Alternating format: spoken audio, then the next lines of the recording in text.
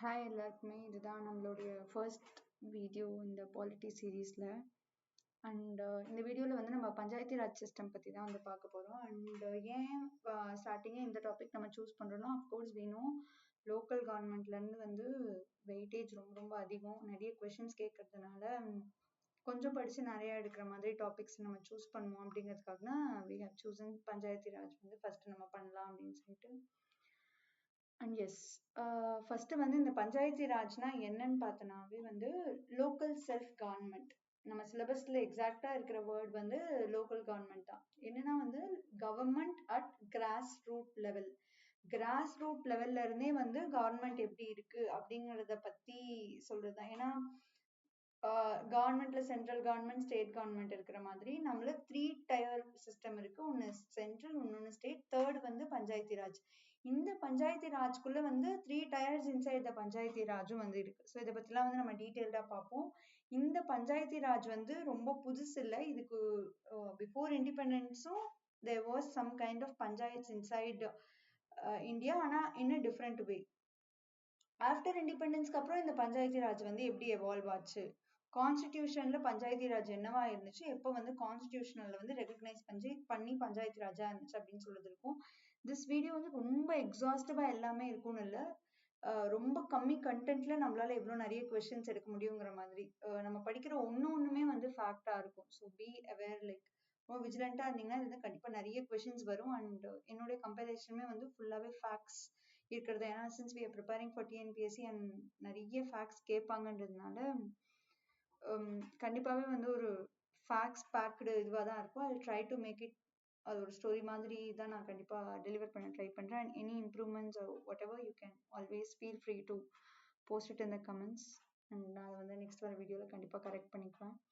And yes, starting with this, first historical backgrounds. Ancient and medieval இந்தியாவில் இந்த பஞ்சாயத்து என்னவா இருந்துச்சுன்னு பார்த்தீங்கன்னா, பஞ்சாயத்து வந்து இந்த ரிக் வேதால சபா, சமதி, விதாத்தா இந்த மாதிரியான ரெஃபரன்சஸை நம்ம பார்க்குறோம். when you are studying ancient history, you'll be very much aware. சபா, சமதி இந்த மாதிரி விஷயங்கள் எல்லாமே இருக்கிறது. ஈவன் எப்பிக் ராமாயண மகாபாரதால வந்து மனு, ஸ்மிருதி, அந்த கௌட்டில்யாங்கிறது வந்து சாணக்கியாவுடைய அந்த அர்த்த சாஸ்திரத்துல கூட இந்த பஞ்சாயத்து பத்தின ரெஃபரன்சஸ் வந்து இருக்கதான் செய்யுது. ட்ரெடிஷ்னலா பஞ்சாயத்து என்னவா இருந்துச்சுன்னு கேட்டீங்கன்னா வந்து ஒரு 5 ரெஸ்பெக்டட் எல்டர்ஸ் வந்து ஒன்னா உட்கார்றது தான் வந்து பஞ்சாயத் அப்படின்னு சொன்னாங்க. அதனாலதான் வந்து பஞ்ச், ஏக் தோ தீன் சார் பாஞ்ச், அந்த பஞ்ச் அந்த இருக்கிறதுனால 5 பீப்புள் உட்கார்ற இடத்த தான் வந்து அந்த பஞ்சாயத்து அப்படின்னு சொல்லியிருக்காங்க. இவங்க என்ன பண்ணியிருக்காங்கன்னா வந்து லோக்கலா அங்க என்னென்ன டிஸ்பியூட்ஸ் வருது அப்படிங்கறத வந்து அந்த லோக்கலா இருக்கிற வில்லேஜ்ல இருக்க அஃபேர்ஸ் எல்லாம் மேனேஜ் பண்றதுக்கு தான் வந்து ஃபர்ஸ்ட் இந்த பஞ்சாயத்து வந்து இருந்திருக்கு. இது வந்து ஏன்ஷியன்ட் பீரியட்ல எங்கெங்க வந்திருக்க ரெஃபரன்ஸுங்கிறத ஒரு சின்ன ஒரு இதுதான் இது. மெடிவல் பீரியட்ல வந்துட்டு பெருசா இந்த பஞ்சாயத்து பத்தின ரெஃபரன்சஸ் வந்து நம்மளால பார்க்க முடியல. அதுக்கப்புறமா பிரிட்டிஷ் எரால பிரிட்டிஷ் வந்து ட்ரெடிஷ்னல் பஞ்சாயத்தை டீசென்ட்ரலைஸ் பண்ணணும்னு நினைக்கும் பொழுது very very very important thing என்னன்னா வந்து மெட்ராஸ் ஃபர்ஸ்ட் கார்பரேஷன் வந்து எந்த கார்பரேஷனா வந்து மெட்ராஸ் கார்பரேஷன் தான். This can be asked in any question. First எங்க கார்பரேஷன் இருந்துச்சுன்னு கேட்டாலே வந்து மெட்ராஸ் கார்பரேஷன் தான் இருந்துச்சு. ரிப்பன் இன் 1882ல வந்து தான் வந்து ஃபர்ஸ்ட் வந்து ஃபார்மலா லோக்கல் செல்ஃப் கவர்மெண்ட் அதை வந்து வித் எலெக்டட் ரெப்ரசன்டேட்டிவ் இன்ட்ரடியூஸ் பண்ணது ரிப்பன் தான். அதனால ரிப்பன் தான் வந்து father of local self government in India. Very very very important question. So Ripon panchayat system தான் நமக்கு ஞாபகம் வரணும். 1882ல வந்து ஃபார்மலா வந்து self government, local self government வந்து அதை பத்தி இது பண்ணது வந்து ரிப்பன் தான். So father of local self government Ripon. இது ஒரு கண்டிப்பா ஒரு கொஸ்டின். அதுக்கப்புறமா மூவ் ஆயிட்டு வரும்போது ப்ரீ இண்டிபெண்டன்ஸ் இந்த கான்ஸ்டிடியூஷன்ஸ் எல்லாம் பண்ணிட்டு இருக்கும் போதே வந்து மீன்ஸ் அந்த கான்ஸ்டிடியூஷன்ல நமக்கு வந்து டைரக்டா பஞ்சாயத்து ராஜ்னு சொல்லி ஒண்ணு வந்து ஸ்ட்ரைட்டாவே இப்படி இருக்கணும் அப்படின்னு சொல்லி மேண்டேட் பண்ற மாதிரி எந்த ப்ரொவிஷனுமே இல்லை. டிபிஎஸ்பில இது ஒரு ரெக்கமெண்டேஷனா, மீன்ஸ் ஸ்டேட் வந்து ஒரு வில்லேஜ் பஞ்சாயத்தை ஆர்கனைஸ் பண்ணலாம் அப்படின்னு சொல்லி ஒரு குட்டி மேண்டேட் இருந்துச்சு. பட் மேண்டட்டரியா இல்லை, இவங்க அதை வச்சே ஆகணும் அப்படிங்கிறது வந்து இல்லை. அவ்வளவு ஸ்ட்ராங்கான ஒரு ப்ரொவிஷன் இல்லை. இந்த விஷயத்துல ஏன் இது இல்லைன்னு பாத்தீங்கன்னா வந்து நம்ம கான்ஸ்டிடியூஷன் நமக்கு தெரியும், அம்பேத்கர் எழுதினது. காந்தியோட விஷன் வந்து கிராம ராஜ்யம் இருக்கணும்னு சொல்லி காந்தி வந்து ரொம்ப விஷன் பண்ணாங்க. கிராமத்தோட வளர்ச்சி தான் வந்து நாட்டோட வளர்ச்சி அப்படின்லாம் அவங்க நம்பினாங்க. ஆனா அம்பேத்கர் வாஸ் பிட் ஸ்பெகுலேட்டிவ். எப்படின்னா வந்து ஹி வாஸ் பிட் கொஞ்சம் இது வேண்டாம்னு நினைச்சாங்க. ஏன்னா இங்க வந்து கேஸ்ட் ரிலேட்டட் திங்ஸ் எல்லாம் இன்னும் கிராமத்துல இருக்கிறதுனால அவங்களுக்கு பவர் கொடுக்கும்போது இது எந்த அளவுக்கு நல்லா இருக்கும்ன்றது வந்து அவர் கொஞ்சம் இதுவா இருந்ததுனால அவர் என்ன பண்ணாருன்னா டிபிஎஸ்பில காந்தியோடைய கருத்து இருக்கணுங்கிறதுக்காக தான் he has mandated the state to organise village panchayat. உங்களால முடிஞ்சது உங்களுக்கு வேணும்னா நீங்க பண்ணுங்க அப்படிங்கறத பண்ணியிருந்தாங்க. ஆனா வெளிப்படையா நீங்க பண்ணியே ஆகணுங்கிறது இல்லாததுனால இந்த பஞ்சாயத்து வந்து பஞ்சாயத்தி ராஜ் வந்து கான்ஸ்டிடியூஷனலைஸ் ஆகிறதுக்கு சில நாட்கள் ஏற்பட்டுச்சு. அந்த ஜேர்னில இருந்து தான் வந்து நமக்கு கொஸ்டின்ஸ் ஏரியாவா தான் இருக்கு. அண்ட் அதுல இருந்து தான் அதுதான் வந்து நம்ம இப்ப எப்படி இருக்குன்னு சொல்லி பார்க்க போறோம். எஸ். அண்ட் இந்த பஞ்சாயத்தி ராஜ் வந்து போஸ்ட் இண்டிபெண்டன்ஸ், ப்ரீ இண்டிபெண்டன்ஸ் எப்படிலாம் எவால்வ் ஆயிருக்கு நம்ம பார்த்துட்டோம். இப்போ போஸ்ட் இண்டிபெண்டன்ஸ் இந்த பஞ்சாயத்தி ராஜ் வந்து எப்படிலாம் எவால்வ் ஆயிருக்குன்னு சொல்லி பார்ப்போம். அண்ட் கீ கமிட்டிஸ், இதுல வந்து நிறைய கமிட்டிஸ் வந்து உள்ள வருவாங்க. இந்த கமிட்டிஸ் என்னென்ன ரெக்கமெண்ட் பண்ணாங்கன்றது எல்லாமே வந்து ரொம்ப ரொம்ப ரொம்ப முக்கியம். ஃபர்ஸ்ட் கமிட்டி வந்து பல்வந்த் ராய் மேத்தா கமிட்டி. இந்த கமிட்டி அப்பாயின்மெண்ட் பண்ண இயர் வந்து ரொம்ப ரொம்ப முக்கியம், 1957. ஓகே, இது வந்து frequently asked question. இது 1957ல வந்து பல்வந்த் ராய் மேத்தா கமிட்டி தான் வந்து ஃபர்ஸ்ட் வராங்க. இந்த committee, why the committee was there அப்படின்னு கேட்டீங்கன்னா வந்து இப்போ ஒவ்வொரு கமிட்டி அமையறதுக்கும் ஒவ்வொரு ரீசன் இருக்கும். லைக் இப்போ ஒரு கமிட்டி இப்ப என்ன சொல்லுவாங்கன்னா இந்த ஒரு இஷ்யூ இருக்கு, இந்த இஷ்யூவை பத்தி டிஸ்கஸ் பண்றதுக்காக இந்த கமிட்டி அமைக்கிறாங்க. அந்த மாதிரி வந்து ஒவ்வொரு இஷ்யூஸ் இருக்கும், அந்த இஷ்யூவை பத்தி இல்ல ஒவ்வொரு பாலிசி போட்டிருப்பாங்க, அந்த பாலிசி பத்தி ரிவ்யூ பண்றதுக்கு ஒரு கமிட்டி வந்து அமைப்பாங்க. ஸோ திஸ் இஸ் ஹவ் வந்து திங்ஸ் ஒர்க். இந்த பல்வந்த் ராய் மேத்தா கமிட்டி வந்து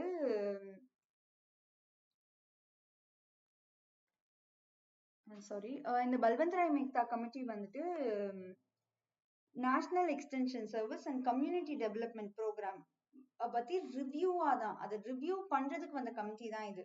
இதுவும் கொஸ்டின் தான். Community development programme and national extension service, இது வந்து 1953ல இந்த நேஷனல் எக்ஸ்டென்ஷன் சர்வீஸ் வந்திருக்கும். இதை ரிவ்யூ பண்ணலாம்னு சொல்லி 1957ல அமைக்கப்பட்ட கமிட்டி தான் வந்து பல்வந்த் ராய் மேத்தா கமிட்டி. இந்த கமிட்டில வந்து இவங்க என்ன ரெக்கமெண்ட் பண்ணாங்க அப்படின்னா வந்து டீசென்ட்ரலைஸ் பண்ணணும் அப்படின்னு சொல்லி ரெக்கமெண்ட் பண்ணியிருந்தாங்க. கிராம பஞ்சாயத் சமிதி, ஜில்லா பரிஷத் அப்படின்னு சொல்லி ஒரு 3 tier சிஸ்டம் கொண்டு வரணும். கிராம பஞ்சாயத்துங்கிறது village, panchayat samiti group of villages, இந்த ஜில்லா பரிஷத்துங்கிறது group of panchayat samiti which is at district லெவல்ல இருக்கிறது ஜில்லா பரிஷத். இந்த மாதிரி 3 லெவல்ல வந்து டெமோக்ராட்டிக் டீசென்ட்ரலைஸ் பண்ணணும், அப்போதான் இந்த கம்யூனிட்டி டெவலப்மெண்ட் ப்ரோக்ராமோட பலன் வந்து அடையும் அப்படின்னு சொல்லி அந்த கம்யூனிட்டி டெவலப்மெண்ட் ப்ரோக்ராமோடைய ரிவிஷன்ல அது ஒரு ரிவ்யூல வந்த ரெக்கமெண்டேஷன் தான் வந்து இது. ஸோ இது வந்து ரொம்ப ரொம்ப ரொம்ப முக்கியமான committee, Balwant Rai Mehta committee at 1957. And Ashok Mehta committee 1978ல வந்து அசோக் மேத்தா கமிட்டி வராங்க. இந்த அசோக் மேத்தா கமிட்டி வந்து ஜனதா பார்ட்டிக்கு கீழே தான் வந்த கமிட்டி தான் வந்துட்டு அசோக் மேத்தா கமிட்டி. இதுவும் கொஸ்டின், யார் வந்து அசோக் மேத்தா கமிட்டினா ஜனதா பார்ட்டி அமைச்சாங்க. அவங்க வந்து இன்னும் நல்ல அட்டானமி கொடுக்கணுங்கிறத சொன்னாங்க. இந்த 3 tier சிஸ்டமா வந்து பல்வந்த் ராய் மேத்தா கமிட்டி வந்து சொல்லியிருந்தாங்க. அதை ரீப்ளேஸ் பண்ணி 2 tier சிஸ்டமா வரணும் அப்படின்னு சொல்லியிருந்தாங்க. இவங்க என்ன சொன்னாங்கன்னா ஜில்லா பரிஷத் மண்டல் பஞ்சாயத்துன்னு சொல்லி 2 வந்தா போதும் அப்படிங்கிற மாதிரி இவங்க சொல்லியிருந்தாங்க. இவங்க வந்து பொலிட்டிக்கல் பார்ட்டிஸ் எல்லாமே வந்து இந்த மாதிரி இந்த நடக்கிற இந்த வில்லேஜ் பஞ்சாயத்து எலெக்ஷன்ஸ்ல வந்து கலந்துக்கணும் அப்படிங்கறத சொன்னாங்க. எஸ்சி எஸ்டிஸ்க்கு வந்து ரிசர்வேஷன் வேணும் அப்படிங்கறது வந்து சொன்னாங்க. பட் அன்பார்ச்சுனேட்லி இப்ப ஜனதா பார்ட்டி வந்து அன்ஸ்டேபிள் ஆகி இருந்ததுனால இந்த கமிட்டியோட ரெக்கமெண்டேஷன்ஸ் அவங்களால ஃபுல்லி இம்ப்ளிமெண்ட் பண்ண போடல. இதுக்கப்புறம் வந்துட்டு எல்எம் சிமி கமிட்டி வந்து இந்த மாதிரி நிறைய கமிட்டிஸ் வந்து லிஸ்ட் ஆஃப் கமிட்டிஸ் இருக்கு. நான் இங்க முக்கியமான கமிட்டிஸ் மட்டும் போட்டுக்கிறதுனால so remember there is a Balwant Rai Mehta committee which recommended 3 tier system. Next வந்தது Ashok Mehta committee which recommended 2 tier system 1978. அடுத்து வந்தது வந்து GVK Raw committee 1985ல வந்தது. இவங்க வந்து என்ன சொன்னாங்கன்னா ரெகுலர் எலெக்ஷன்ஸ் நடக்கணும், இந்த மொத்த பஞ்சாயத்து ராஜ் இன்ஸ்டிடியூஷன்ஸையுமே வந்து ஸ்ட்ரென்தன் பண்றதுக்கான ரெக்கமெண்டேஷன்ஸ் வந்து இந்த 1985ல வந்து ஜிவிகே ரா கமிட்டி வந்து சொல்லுச்சு. ஸோ BARS ரொம்ப ரொம்ப முக்கியம், BARS. Balwant Rai Mehta committee, Balwant Rai Mehta committee, Ashok Mehta committee, G V K Rao committee, and L M Singhvi committee. நாலாவது வந்து எல்எம் சிங்மி கமிட்டி வந்து கிராம சபா மேல ஃபோக்கஸ் கொண்டு வந்தாங்க. யாருன்னு கேட்டா எல்எம் சிங்மி கமிட்டி. கிராம சபானா என்னன்னா வந்துட்டு இந்த எல்எம் சிங்வி கமிட்டி வந்துட்டு கிராம சபா மேல நிறைய வந்து ஃபோக்கஸ் பண்ணுச்சு. கிராம சபானா என்னன்னு பாத்தீங்கன்னா வந்துட்டு இங்க இருக்கிற எலெக்ட் பண்ணக்கூடிய ஒரு கிராமத்துல எலெக்ட் பண்ணக்கூடிய எல்லாருமே சேர்ந்ததுதான் கிராம சபா.